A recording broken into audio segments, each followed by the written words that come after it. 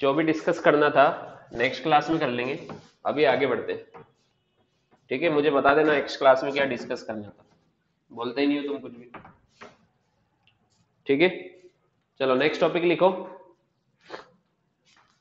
Rain Man problems. Next topic लिखो, Rain Man problems.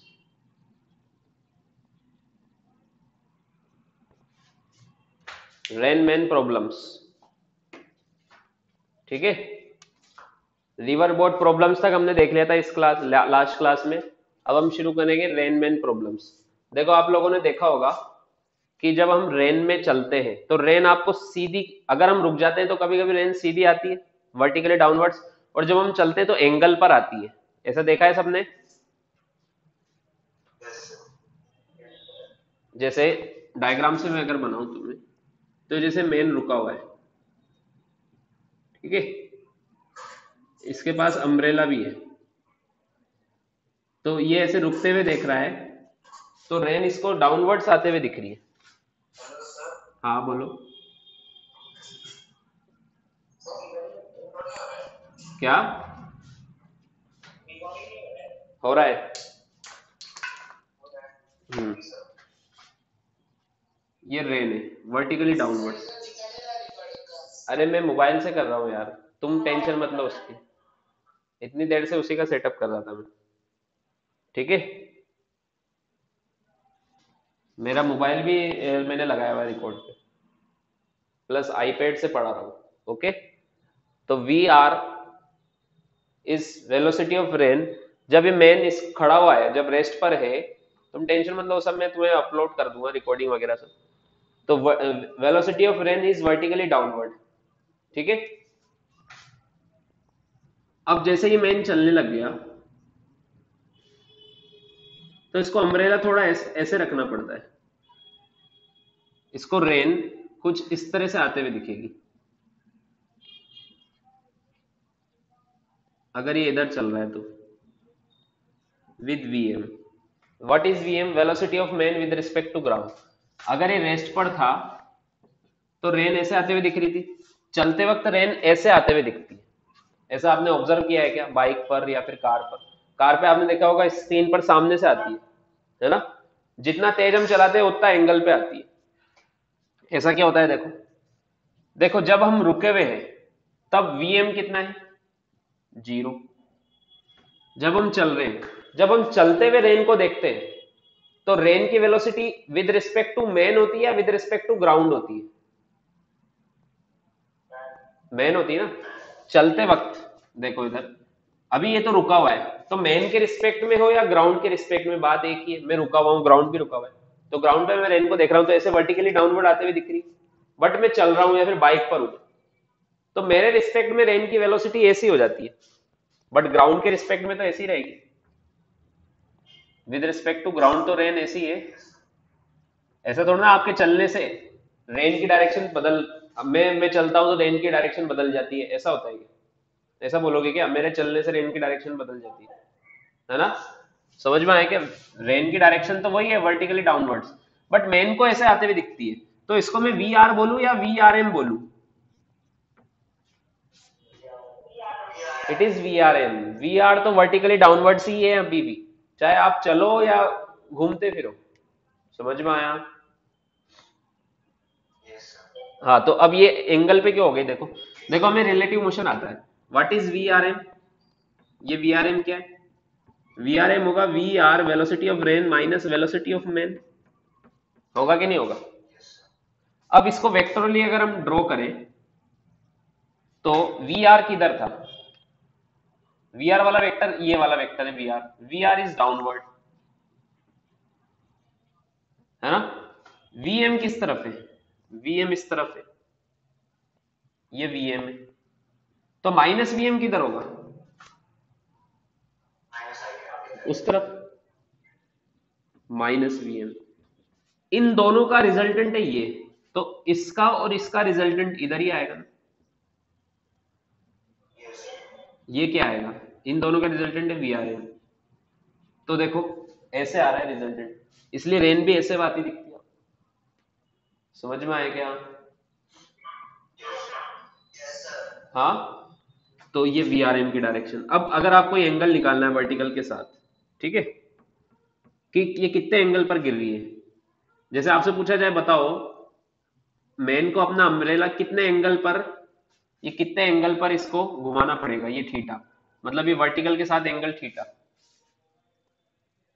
ठीक है, कितने एंगल पे घुमाना पड़ेगा, तो टेन थीटा क्या हो जाएगा, ये एंगल टेन थीटा क्या हो जाएगा, परपेंडिकुलर अपॉन बेस, ये परपेंडिकुलर है और ये बेस है, तो क्या हो जाएगा VM अपॉन VR, इसका मैग्नीट्यूड। समझ में आया क्या,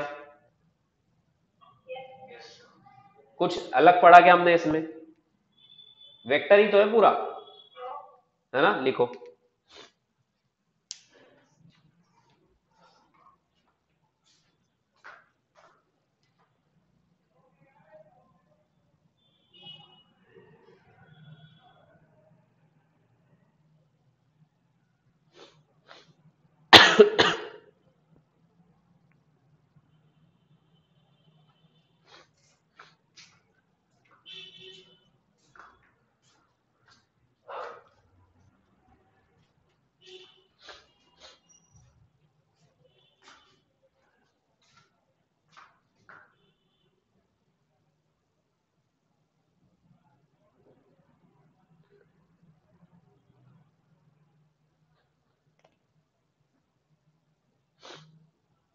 लिख लिया, हाँ,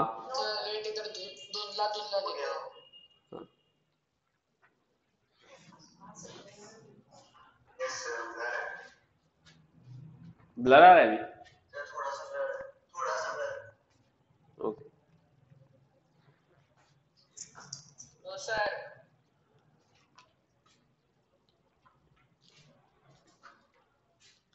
हटा दूं,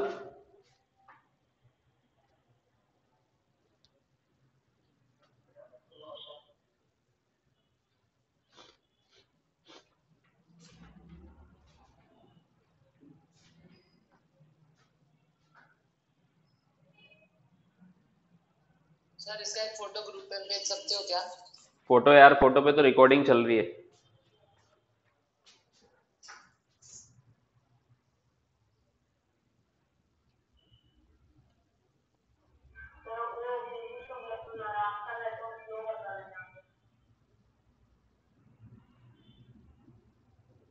मेरा तो अच्छा चल रहा है यार, कोई बात नहीं, जिसको प्रॉब्लम आ रही है वो रिकॉर्डिंग में देख लेना, हटा दूं, हाँ,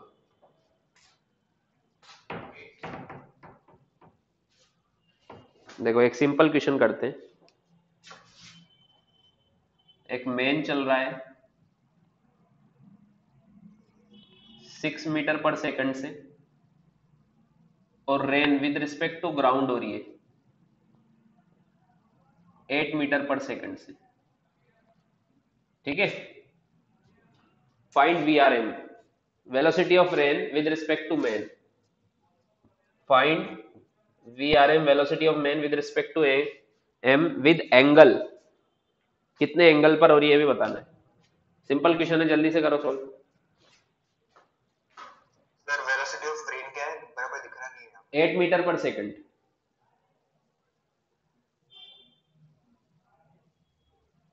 सर 2 मीटर पर सेकेंड, नहीं,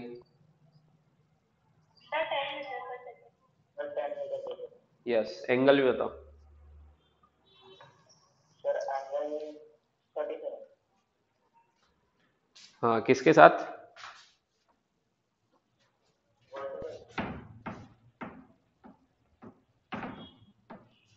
ओके, देखो VRM क्या होगा, VR माइनस VM,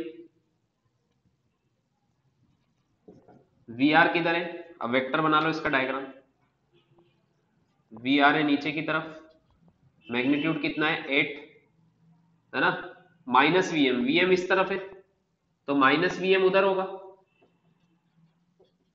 कितना है 6, तो इसका रिजल्टेंट कितना आएगा, 6 और 8 का रिजल्टेंट कितना आएगा, 10 आएगा ना, तो VRM का मैग्नीट्यूड आ गया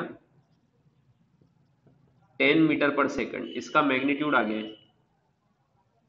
डायरेक्शन भी बता दो, ये वाला एंगल 6/8, 6/8 कितना होगा 37 डिग्री। अगर आपसे पूछा जाए कि बताओ कितने एंगल पर अम्ब्रेला को पकड़ना पड़ेगा, वो वैसे जा रहा है तो वर्टिकल से 37 डिग्री पर ऐसे, ये एंगल 37 है ना, तो ये भी 37 होगा। तो अम्ब्रेला ऐसे पकड़ेगा या ऐसे पकड़ेगा 37 डिग्री पे। समझ में आया? अब देखो, अगर आपसे पूछा जाए कि अगर ये अपनी स्पीड बढ़ा रहा है, मान लो इसने 6 मीटर पर सेकंड से आफ्टर सम टाइम इसने स्पीड अपनी 10 मीटर पर सेकंड कर दी। अब बताओ V R M and angle. आपको समझ में आना चाहिए स्पीड बढ़ाने से एंगल भी बढ़ता है और स्पीड भी बढ़ती है। बताओ क्यों? बताओ अब क्या हो जाएगा?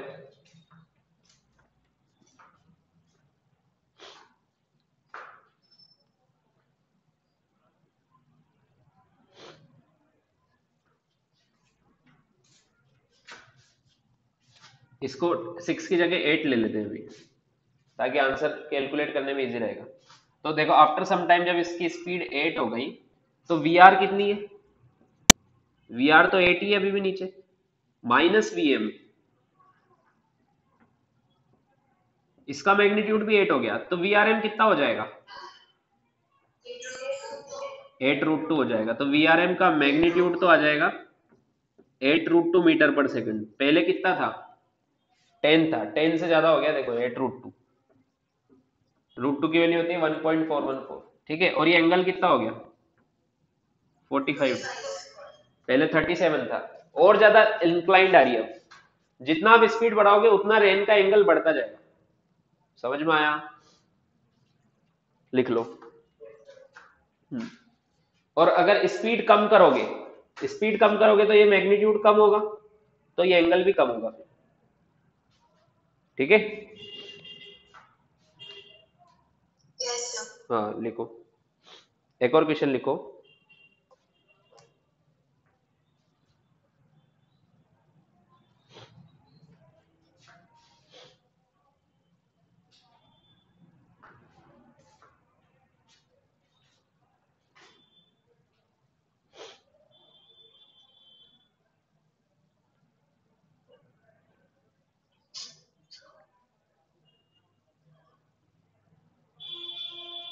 एक क्वेश्चन लिखो, a man moving with 5 metre per second.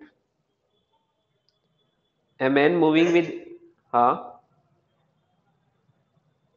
A man moving with speed 5 metre per second, a man moving with speed 5 meter per second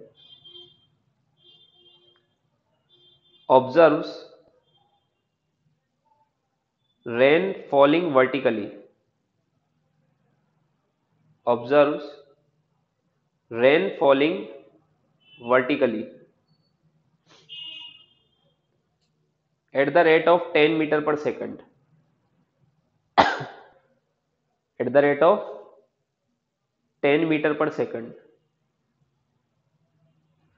Find the speed and direction of rain with respect to ground.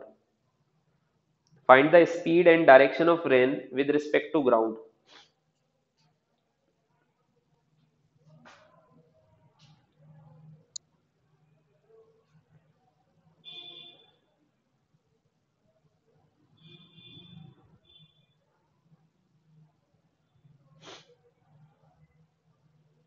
Man कितनी speed से चल रहा है?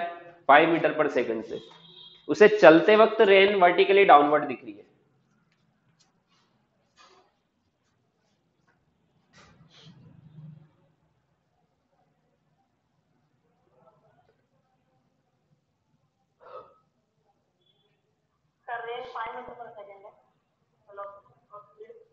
नहीं, नहीं, 5√5 आएगा।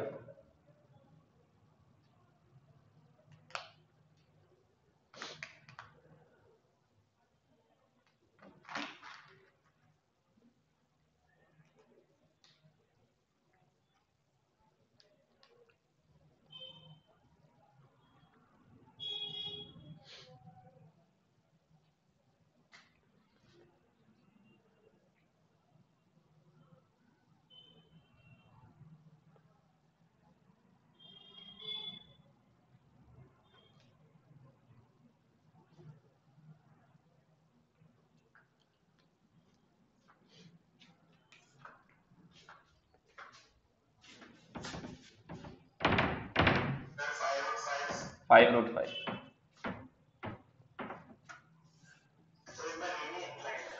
हाँ, इसमें रेन इंक्लाइंड है। एंगल भी बता दो।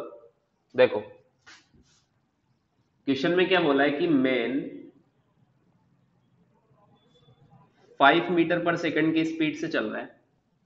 इस टाइम पर इसको रेन चलते वक्त इसको 10 मीटर पर सेकंड से डाउनवर्ड दिख रही है।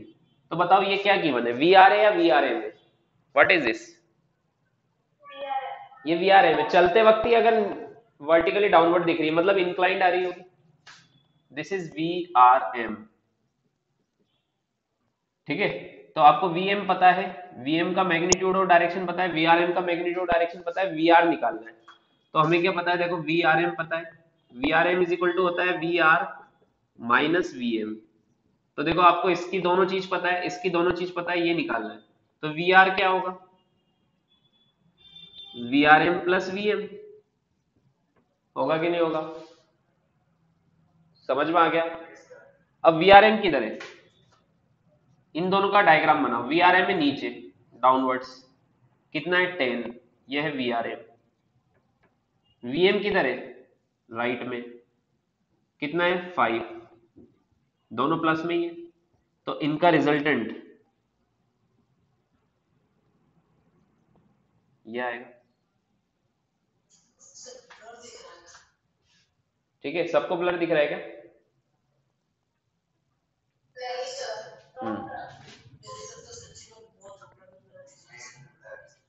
ये वी आर आ गया। ठीक है, समझ में आ गया? सो ये वी आर आ गया। V R is equal to क्या हो जाएगा, 5 का स्क्वायर 25 प्लस 10 का स्क्वायर 100 मतलब √125 मतलब 5√5 मीटर पर सेकंड। समझ में आ गया? ये एंगल भी बता सकते हैं, थीटा। थीटा आ जाएगा 10 इनवर्स ऑफ 5/10 मतलब 1/2। समझ में आ गया? लिख लो।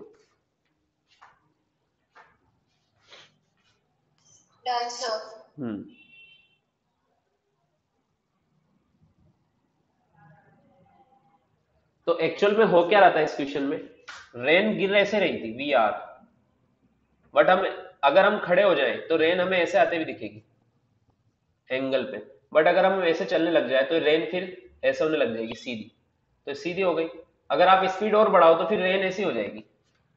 अगर ये स्पीड इससे और ज्यादा बढ़ा देना तो रेन फिर इधर ऐसे होने लग जाएगी, सामने से आने लग जाएगी। समझ में आया क्या? विद रुकने पर रेन कैसे आ रही है, V R, what is V R? V R is velocity of rain with respect to ground. तो रुकोगे तब इंक्लाइंड आ रही है, चलते वक्त वो डाउनवर्ड आ रही है, वी आर एन।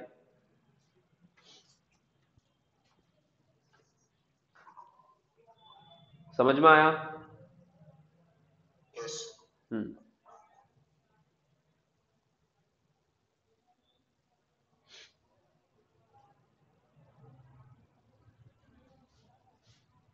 चलो एक अच्छा क्वेश्चन करते हैं हम इस पे।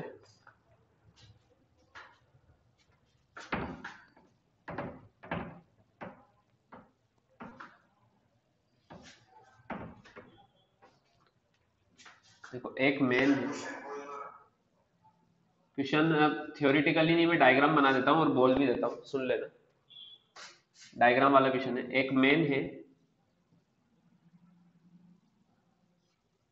अगर वो 8 मीटर पर सेकंड से चलता है तो ऑब्जर्व करता है रेन फॉलिंग डाउनवर्ड्स। अगर वो अपनी स्पीड बढ़ा देता है,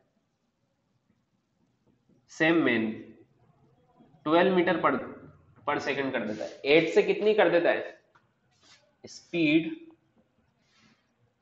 increases to 12 meter per second, then he observes raining 30 degree with the vertical। अभी पिछले वाले क्वेश्चन में बोला था ना मैंने कि अगर वो स्पीड और बढ़ा दे तो रेन इंक्लाइंड भी हो सकती है। तो आपसे पूछा है find velocity of rain, find velocity of rain मतलब विद रिस्पेक्ट टू ग्राउंड पूछा है। करो सोल्व, जो गिवन है उसके हिसाब से डायग्राम बनाओ और सोल्व करो।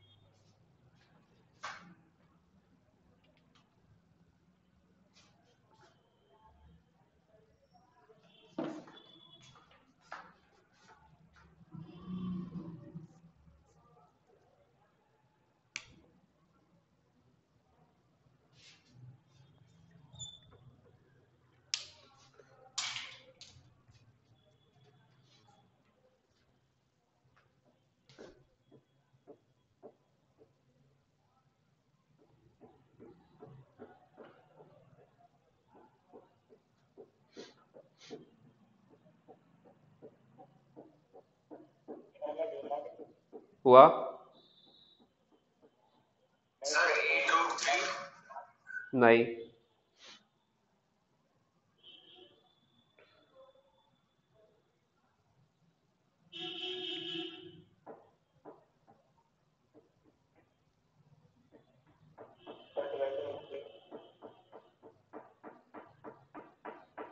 नहीं 4√7 आएगा आंसर।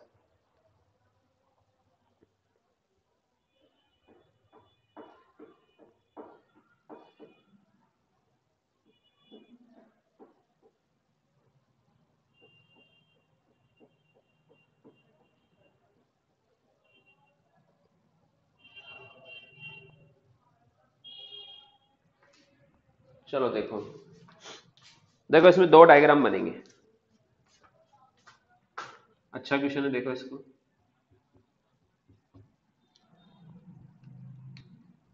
देखो हमें हमें पता है V R M is equal to होता है, V R M is equal to होता है V R minus V M, ये होता है ना।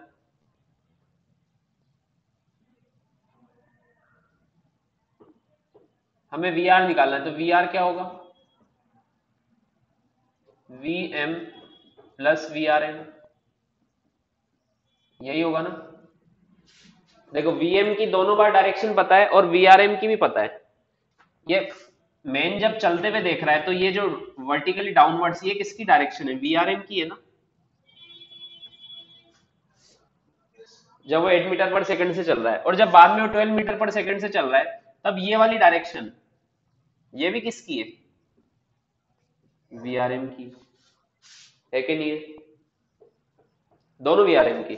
तो हमें वीएम की और वीआरएम की दोनों की डायरेक्शन पता है। जब वो 8 से चल रहा था तो इधर चल रहा है, मान लो वीएम, ये वीएम कितना है 8, वीआरएम वर्टिकली डाउनवर्ड से, ये VRM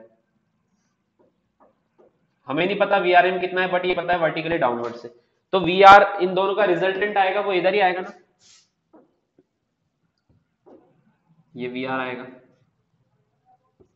velocity of rain with respect to ground, वो इन दोनों का रिजल्टेंट आएगा। समझ में आया। हाँ अब देखो, अब मैन 12 से चल रहा है तो इसको मैं बोल देता हूं वीएम डैश, वीएम डैश। अब ये 8, ये पहले 8 था, अब ये 12 हो गया, वीएम डैश ये कितना हो गया 12। तो अब मैन ने अपनी स्पीड बढ़ाई तो वीआरएम की स्पीड भी चेंज हो जाएगी और डायरेक्शन भी चेंज हो जाएगी, बताया था ना। अगर हम स्पीड बढ़ाते हैं तो वीआरएम की भी स्पीड चेंज हो जाती है और डायरेक्शन भी चेंज हो जाती है। तो डायरेक्शन देखो अब 30 डिग्री हो गई वर्टिकल से, है ना। डायरेक्शन कितनी हो गई 30 डिग्री, और स्पीड भी कुछ चेंज हो जाएगी, तो स्पीड हो गई मान लो वी आर एम डैश। समझ में आया क्या। अब मुझे बताओ, ये वर्टिकल है, इससे 30 डिग्री इधर लूं या इससे 30 डिग्री इधर लूं?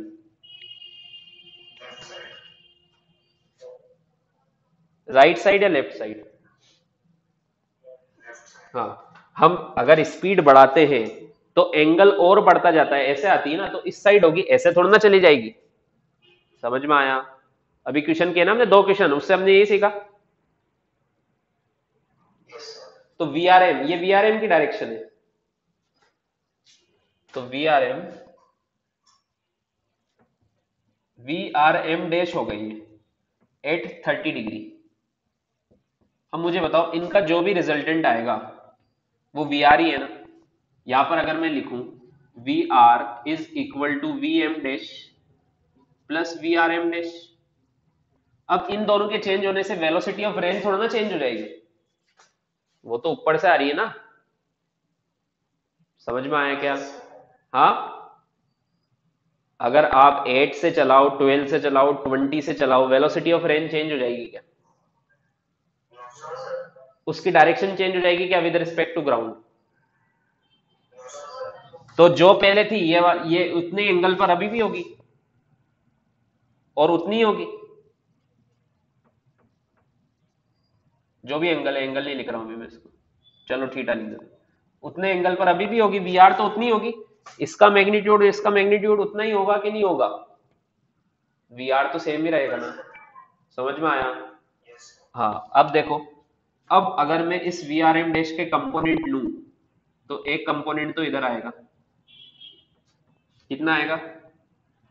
cos 30 मतलब √3/2, तो ये आएगा √3/2 वी आर एम डैश। मान लो इसका मैग्नीट्यूड है वी आर एम डैश, है ना, और एक कंपोनेंट इधर आएगा sin 30 मतलब 1/2, तो ये आएगा V R M dash by 2। आएगा कि नहीं आएगा? अब हम क्या करते हैं, इंक्लाइंड वाले के कंपोनेंट ले लेते हैं। अब इसके कंपोनेंट ले लिए तो इसको देखने की जरूरत नहीं है। अब इसको मैं क्या लिख सकता हूँ, इसको इक्वल टू में भी लिख सकता हूँ, यहाँ पे क्या बचा v, ये 12 है माइनस, ये क्या बचा 12 minus V R M dash by 2, ये बचा ना। इसको थोड़ा छोटा बना देता हूँ,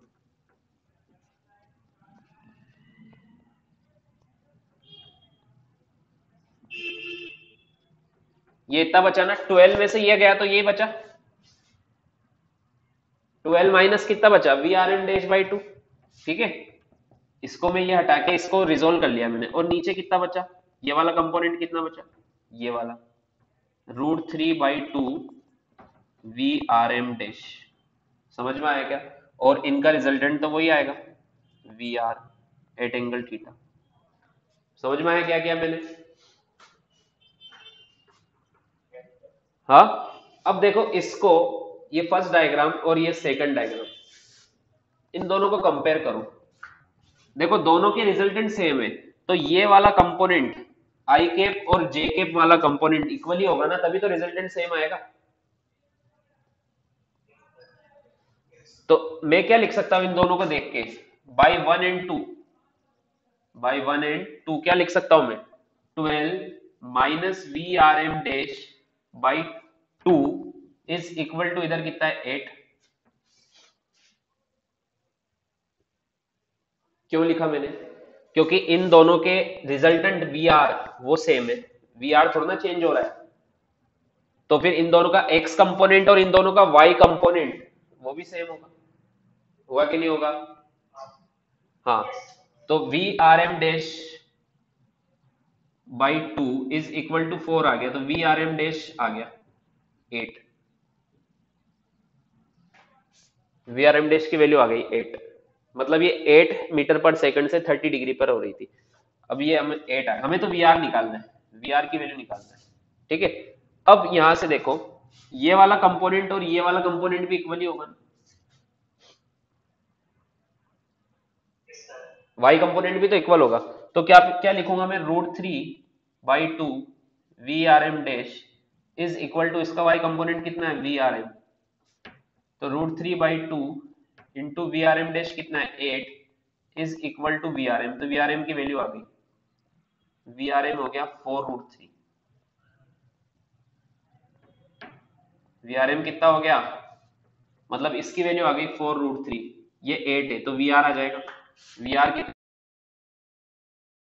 स्क्वायर 64 प्लस 4√3 का स्क्वायर 16 इंटू 3, 16 इंटू 3 कितना होगा 48, 48 प्लस 64 कितना होगा, कितना होगा ये 60 प्लस 40 100 112 होगा, √112, ठीक है। तो कितना होगा ये होगा 4√7 मीटर पर सेकंड, ये VR आ गया, ये आंसर वेलोसिटी ऑफ रेन, यही पूछा था ना आपसे, समझ में आ गया।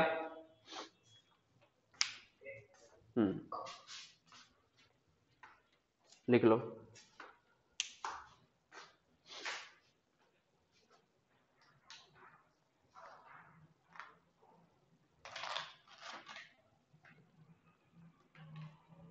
तो ये रेन मैन प्रॉब्लम्स का ये एक अच्छा क्वेश्चन है, ठीक है। तो वेक्टर सोल्व करना आना चाहिए, कितना भी टफ क्वेश्चन हो इजीली सोल्व हो जाता है।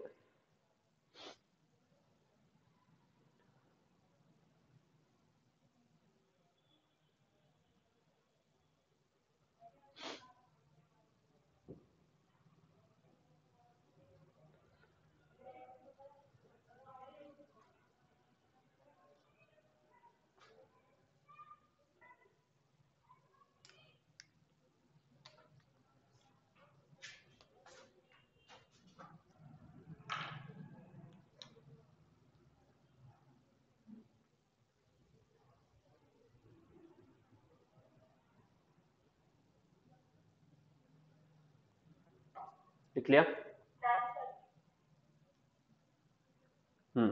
अब लास्ट टॉपिक लिखो इस चैप्टर का,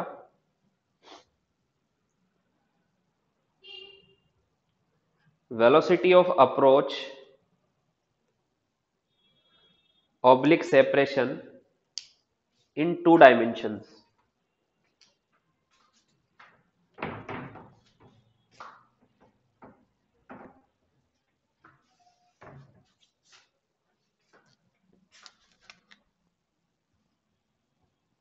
velocity of approach separation in 2 dimension। हमने पहले एक बार पढ़ा था वेलोसिटी ऑफ अप्रोच सेपरेशन, वो 1 डायमेंशन में पढ़ा था, है ना। देखो इस चैप्टर में हमने सबसे पहले रिलेटिव मोशन इन 1D पढ़ा, फिर रिलेटिव मोशन इन 2D पढ़ा। तो रिलेटिव मोशन इन 2D में हमने रिवर बोट प्रॉब्लम किया, रेनमैन प्रॉब्लम किया, है ना। अब velocity of approach separation in 2D।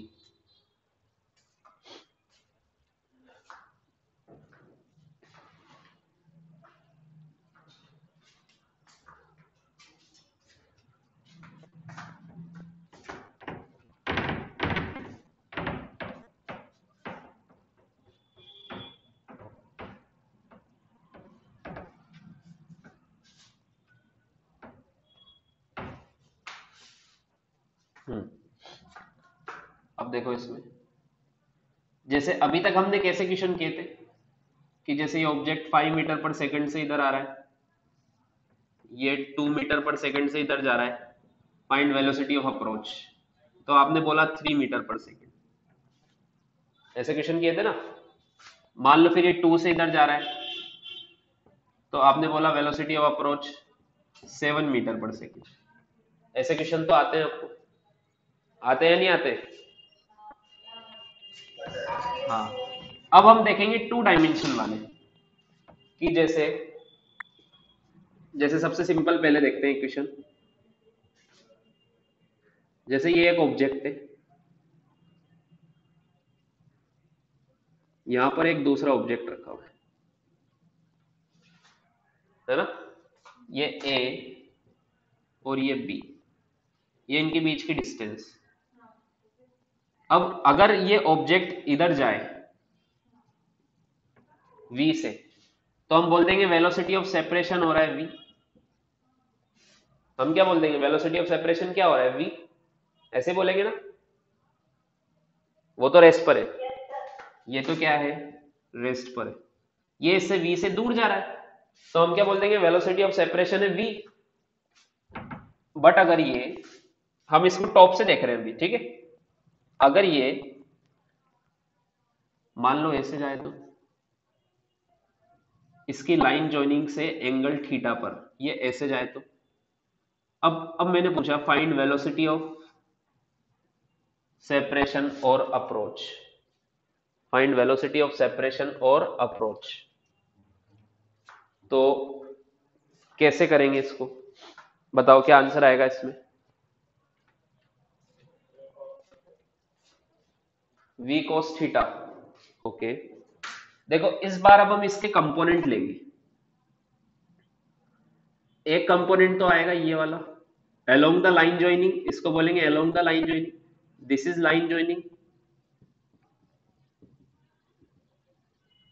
तो एक कंपोनेंट तो ये आएगा v cos थीटा, और एक कंपोनेंट ये आएगा v sin थीटा। समझ में आया कंपोनेंट लेना।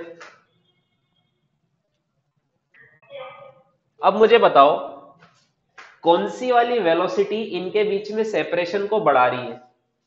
सेपरेशन कब बढ़ेगा, जब इनके बीच की डिस्टेंस बढ़ेगी, ये जो लाइन ज्वाइनिंग है ना इनकी, कौन सी वाली वेलोसिटी बढ़ा रही है, ये वाली या फिर ये वाली, v cos थीटा। ये वाली तो देखो, ये तो इस लाइन के परपेंडिकुलर जा रही है ना, तो इससे इनके बीच की डिस्टेंस बढ़ेगी क्या, ये वाली, इस इंस्टेंट पर इस वाले से बढ़ेगी, तो यहां पर वेलोसिटी ऑफ सेपरेशन कितना आएगा, v cos थीटा। समझ में आया। अगर ऐसे होता तो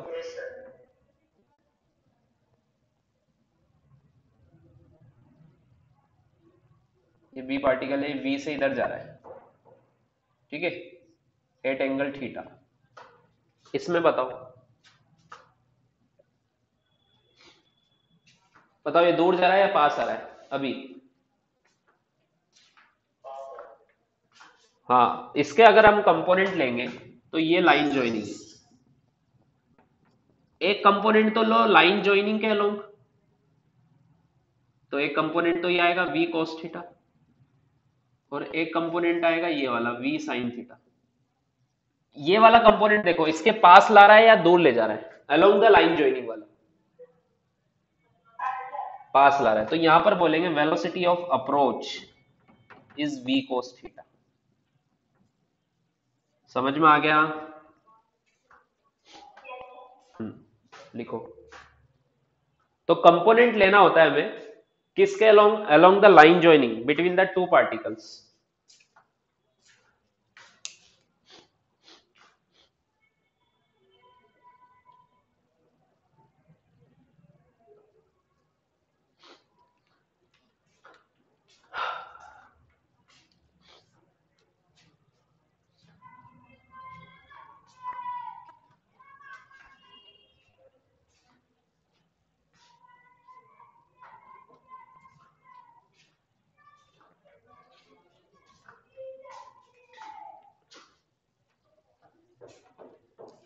लिख लिया।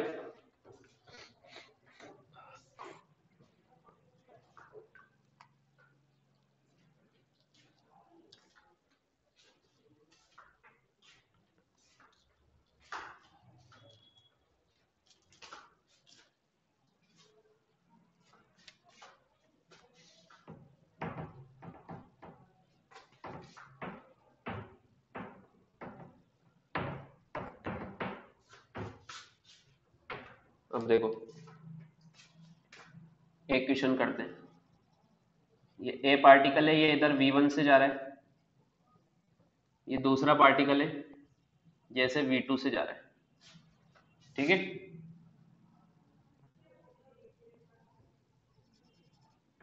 ये बी पार्टिकल, इनके बीच की डिस्टेंस है d, मतलब ये लाइन ज्वाइनिंग है, ये एंगल थीटा 1 पे जा रहा है, ये एंगल थीटा 2 पे जा रहा है। अच्छा एक और चीज, ये प्रोजेक्टाइल नहीं है, इसको हम ऐसे नहीं देख रहे, इसको हम ऊपर से देख रहे हैं। समझ में आया क्या, जैसे कैरम में बोर्ड्स होती है ना, वैसे ऊपर से देख रहे हैं इसको। ये प्रोजेक्टाइल नहीं है, ये दोनों पार्टिकल कांस्टेंट स्पीड से जा रहा है, ये v1 से ये v2 से, प्रोजेक्टाइल की तरह कंफ्यूज मत हो जाना इसमें, ठीक है। सो हमसे पूछा find velocity of approach. Approach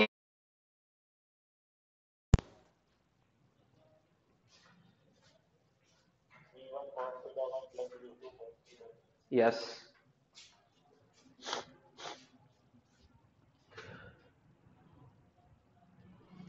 देखो दोनों के कंपोनेंट ले लो। एक तो लाइन ज्वाइनिंग, ये आएगा v1 cos थीटा 1, एक ये वाला आएगा v1 sin थीटा 1, एक ये आएगा v2 cos थीटा 2, एक ये आएगा v2 sin थीटा 2, है ना।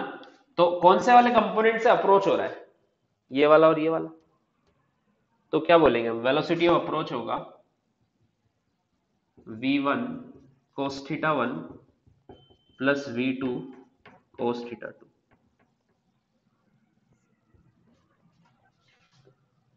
समझ में आया। अब एक क्वेश्चन में इसमें पूछता हूं, मान लो इफ इसी में अगर ये साइन थीटा 1 है, if v1 sine theta 1 is equal to v2 sine theta 2 हो, तो बताओ क्या होगा।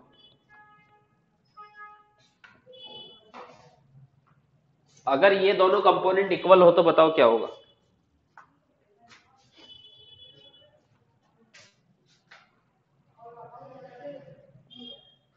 दोनों के ये वाले कंपोनेंट y एक्सिस वाले इक्वल हो तो क्या होगा।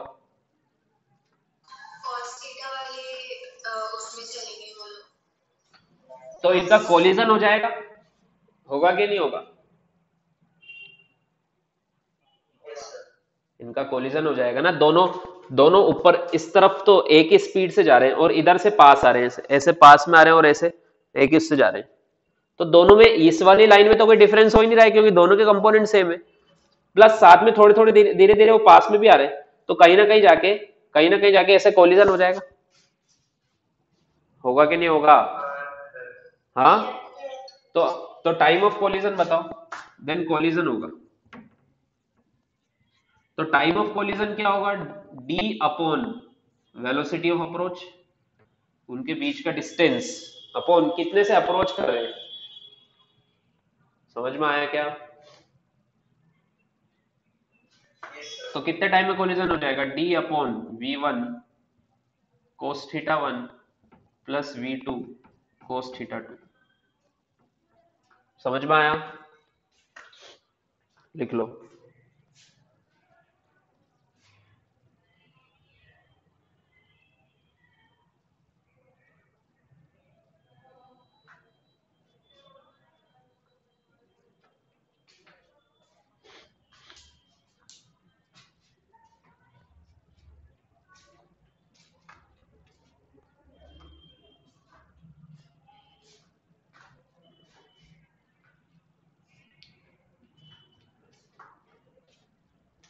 हो गया।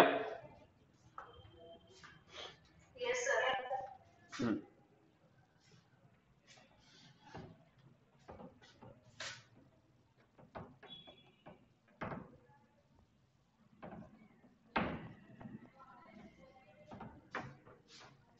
अब देखो सर,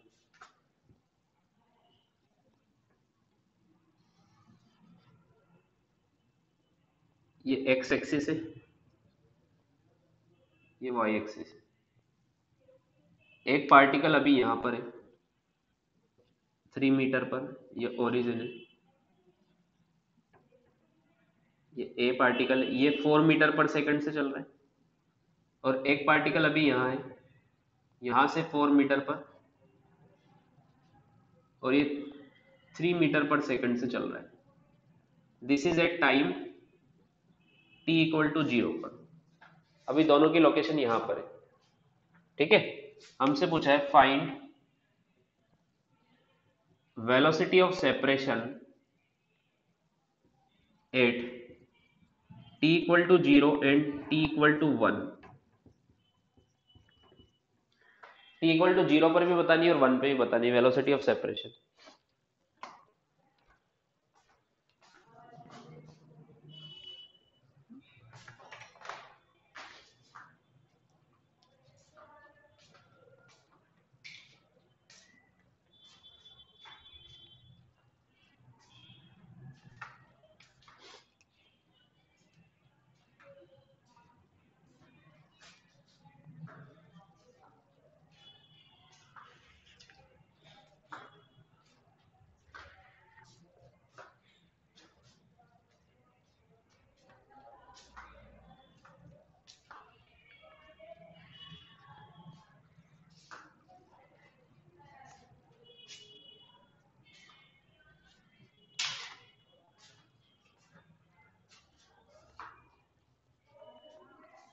हो गया।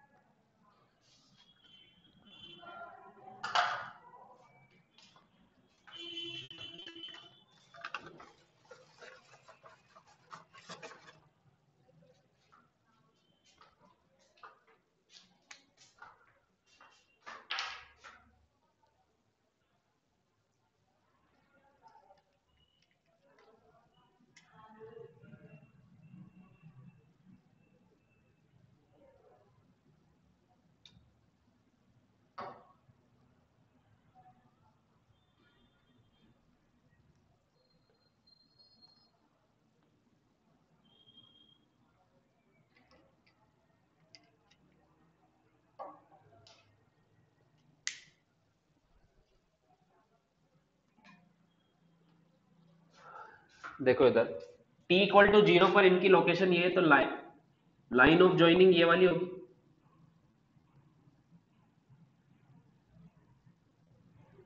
This is line of joining,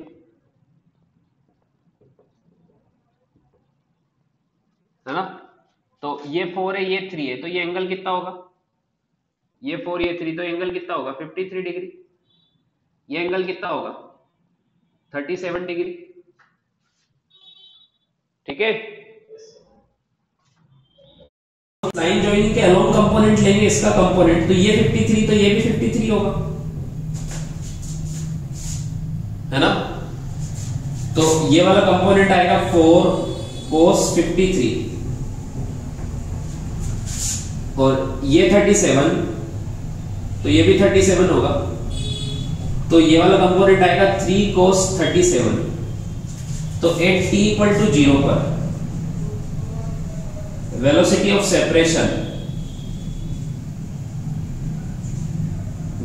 separation होगा, ये वाला कंपोनेंट और वो वाला कंपोनेंट ऐड हो जाएगा, 4 cos 53 प्लस 3 cos 37, होगा कि नहीं होगा? Yes sir. तो cos 53 कितना? 3/5, तो 4 इंटू 3/5 प्लस cos 37 कितना? 4/5, तो कितना आंसर आएगा? 12/5 प्लस 12/5 मतलब 24/5। समझ में आ गया? हाँ, यस सर। अब t इक्वल टू 1 पर देखो, एक सेकंड बाद ये पार्टिकल क्या यहीं पर होंगे या ये इधर आ जाएगा और वो उधर चला जाएगा? एक सेकंड बाद अगर मैं इसको देखूं, तो ये जब ए वाला पार्टिकल ये 4 से चल रहा है, देखो, तो एक सेकंड में 4 मीटर और चल लेगा, तो कितना आगे आ जाएगा? 3 प्लस 4 7 मीटर पर आ जाएगा, है ना। और चल तो 4 से ही रहा है ए वाला पार्टिकल, और बी वाला पार्टिकल 3 से चल रहा था अलोंग द वाई एक्सिस, तो एक सेकंड में 3 मीटर और चलेगा, तो 4 प्लस 3 ये भी 7 पर आ जाएगा, और चल भी 3 से रहा है, तो ये भी 7 मीटर ऊपर है। अब इनकी लाइन ज्वाइनिंग देखो, ये वाली है, दिस इज लाइन ज्वाइनिंग। हम कंपोनेंट किसके अलोंग लेते हैं? लाइन ज्वाइनिंग के अलोंग। अब ये 7 तो ये एंगल